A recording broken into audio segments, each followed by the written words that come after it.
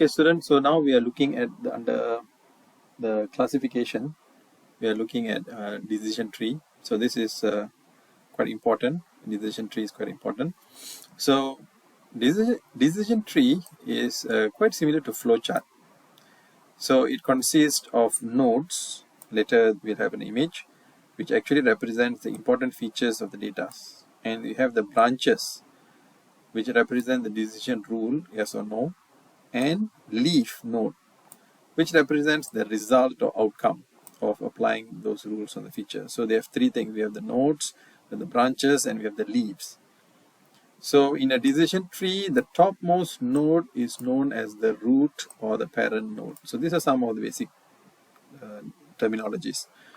So the learning in decision tree is actually accomplished by partitioning at each internal node on the basis of the value of the features. Later we'll have an example, so you'll get more of an idea. So the visualization of a human tree as a flow chart actually very much similar to how a human actually thinks. So therefore, it makes the decision tree quite easy to understand. So the path from the root to the leaf represents the classification rules. And decision tree are mostly used for classification, but nevertheless, you can also use for regression. Okay. So this is what we meant by, we have the parent node, and you have the branches, and the final one is known as the leaf. So these are all the important nodes. So this is how a decision tree looks like. So this slide onwards is quite important because this actually illustrates the steps on how to construct a decision tree. So this is very important. So you all need to know what are the steps to construct a decision tree, and you need to know an example to illustrate this. So basically, decision tree is using more or less the if then else rules. So decision tree is a non-parametric method. It does not depend on any assumption of a probability distribution. So the basic point in any decision tree is actually based on these three rules. So the first rule is select the best feature. So best feature means which attribute has the most effect or strong correlation with the target. So select the best feature using some kind of feature selection. So feature selection earlier we have done. We have actually used the matrix correlation. We managed to find out which feature has the best correlation with the target. So the best feature is the one that the best separates the given data. So after this, there will be an example. So we will know what is the best feature. So this feature becomes a decision node. The best features become the decision node, and then we break it into a smaller subset in this node. And then what we do, then you start building a tree by repeating this process for each child node until there are no more remaining features or there are no more observations. So these are the steps. So make sure you know this. So here is an example. So let's say if you want to play tennis on a particular day. So make sure you know example, not necessarily this example, can be any example. So remember earlier when we actually saw this, that you have to select the best feature.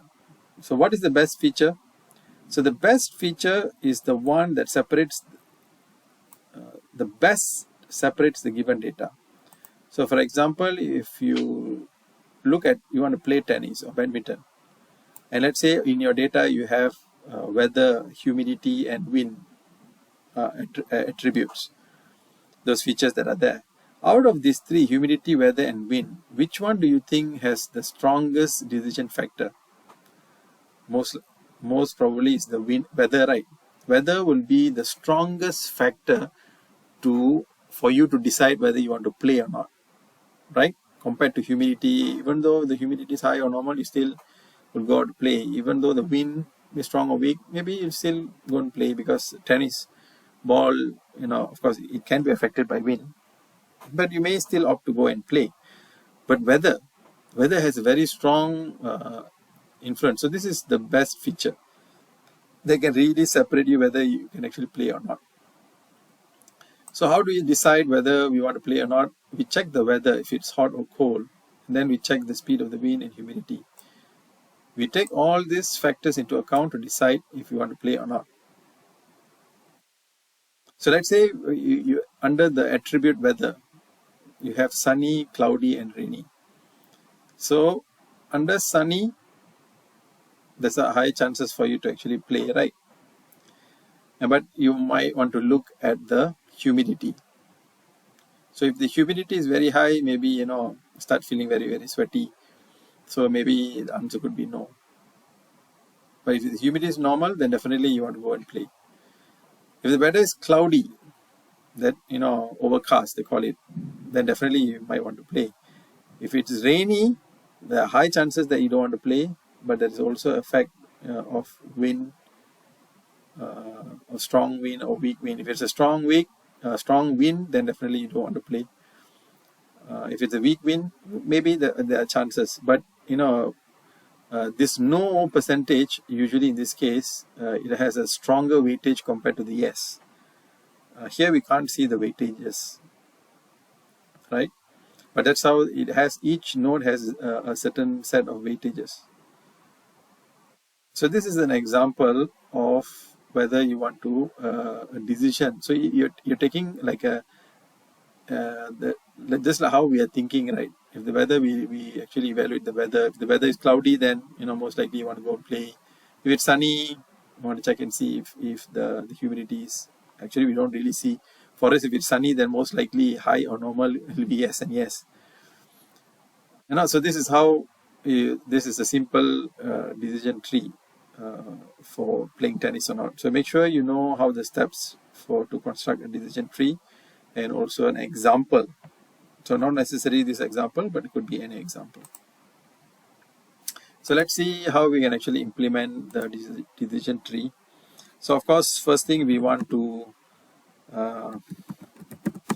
sklearn, and we're going to import this time a data set. So previously we have actually loaded the data set, but sklearn also has built-in data set. So we're going to make use of that built-in data set. That is the iris data set.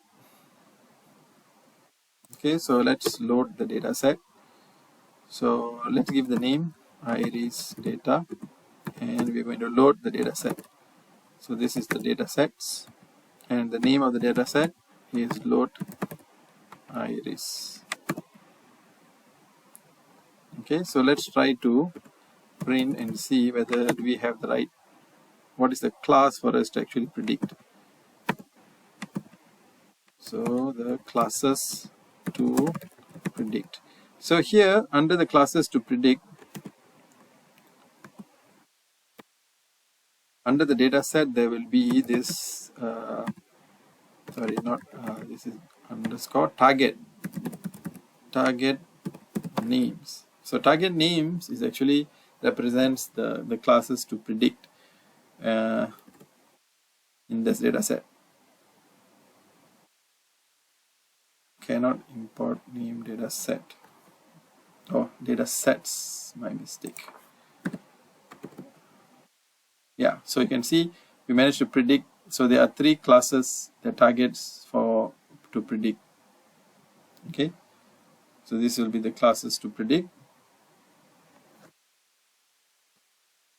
So let's see. The next, what we're going to do is we are going to extract those attributes, the data attributes. So how can we actually extract the data attributes? So remember that we need to have 2, right? We always need to have the training data and also the target. I mean, sorry, not the training data. We want to get all the features that we will use for train, and also we need to have the target. So we want to extract the data attributes. So let's call this as X. So this will be iris data and all the data. So dot data means it refers to all the other data.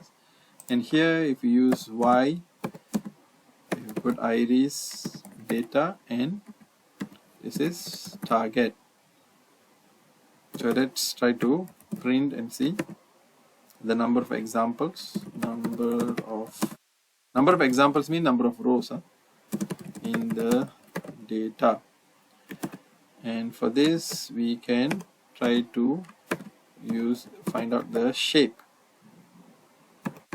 and checking for the first index. So let's try and see.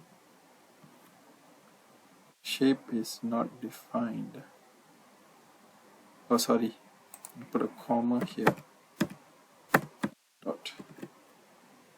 So number of examples, we have 150. Okay, so let's try to use the train test split function to create the training and also test data sets. So remember earlier we need actually 4 variables, right? One, we actually have the X train and we need to have the X test, right? Likewise, you need to have the Y train and also Y test. And we're going to use the train test split function, and we're going to actually provide X, Y, which is the data attributes that we have extracted. We make sure that the random state, we make it into 1, and we decide the test size. Same thing as before, we set it as 0.25, the same percentage. You can change this percentage as well. Then let's try to import the decision tree classifier from the SK library. So from SK learn, we are going to get the tree from the SK learn tree function. We are going to import decision tree classifier. So make sure the D, T and C capital, take note of that. And we're going to create our model classifier. CLF is classifier. So our classifier is going to be the decision tree classifier.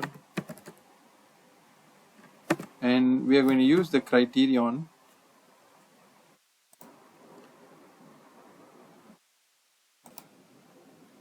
So we're going to select the criterion of the decision tree as entropy. So entropy will actually assign some sort like a weightage to each bunch. So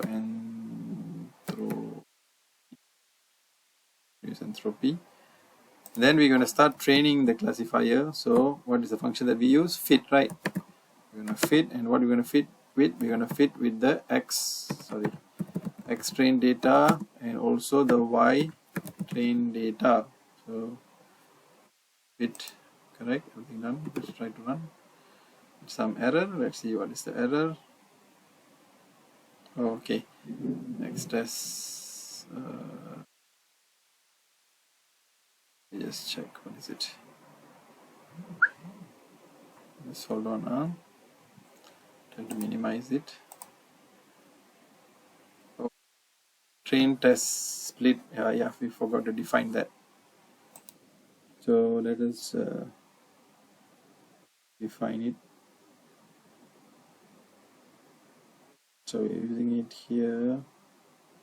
So let's just put top of this. Sorry, not import. It's actually from SK learn. This is going to be model selection, and we are going to import the train test and split. Okay, let's try now. Okay, yep. So you can see now it's all fine. So it just shows the output of the decision tree classifier. Now let us try to do the prediction of a particular label.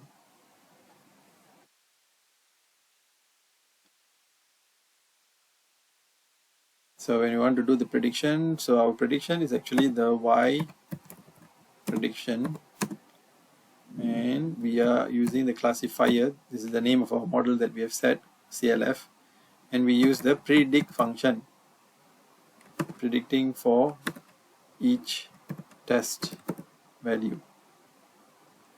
Then we try to import the accuracy metrics.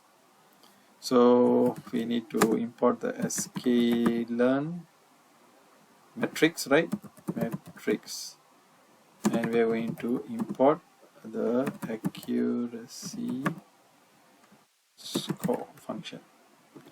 So let us try to print the accuracy score, accuracy score on trained data. So this will be you getting the accuracy score using the function accuracy score, and you provide the values of y true value,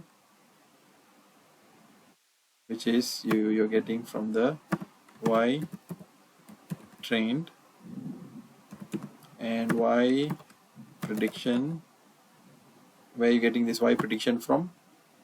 This we are actually getting from the y prediction. Y prediction equals to the class predict.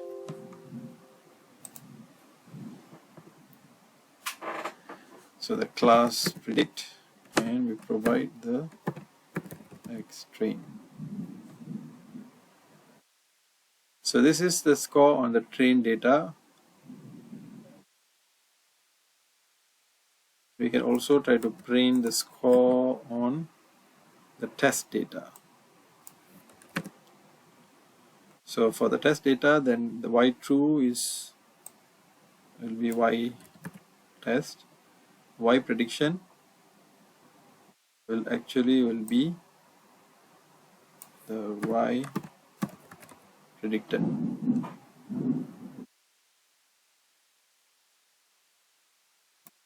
So correct, yeah. So you can see that accuracy on the trained data, you will get accuracy of 1. So on the training data, it performs 100%, but when you actually do on the test data, it's actually about 90%. Of course, when you test on the training data, you'll get, because you trained the model using the training data, and if you test the accuracy score on the training data, of course, you'll get 100%. But the actual thing is to test it on the test data, right? So you get around like 97%. So which is okay, it's quite good. So it's not 95%, it's about 97. So this is okay, still quite acceptable as well. So how we can actually enhance the decision powers prediction? By using the ensemble methods. So ensemble method is, you can actually grow multiple trees on the different version of the training data. So now we have the decision tree, and there is also another version which is known as a random forest. So various tree, when you combine, then becomes a random forest, right? So that's the enhanced version. So that is actually known as the ensemble methods. You can actually combine several methods, and known as the ensemble methods. So what are the advantages and applicability of this decision tree? So it's very easy to explain because it is based on if-else conditions, and you don't need much of a data pre-processing because they don't make any assumptions based on about the distribution and data. So the fact that actually makes them very useful is actually in identifying hidden pattern in the data set. So this is where the decision tree power is. So decision tree doesn't require normalization or scaling of the data set. So the different scales of the data doesn't really affect the decision tree. And also this algorithm requires a small amount of training data to estimate the test data. So these are some of the advantages of decision tree. And what are the limitations? Even though there's small changes in data set, it can actually cause the structure of the decision tree to change,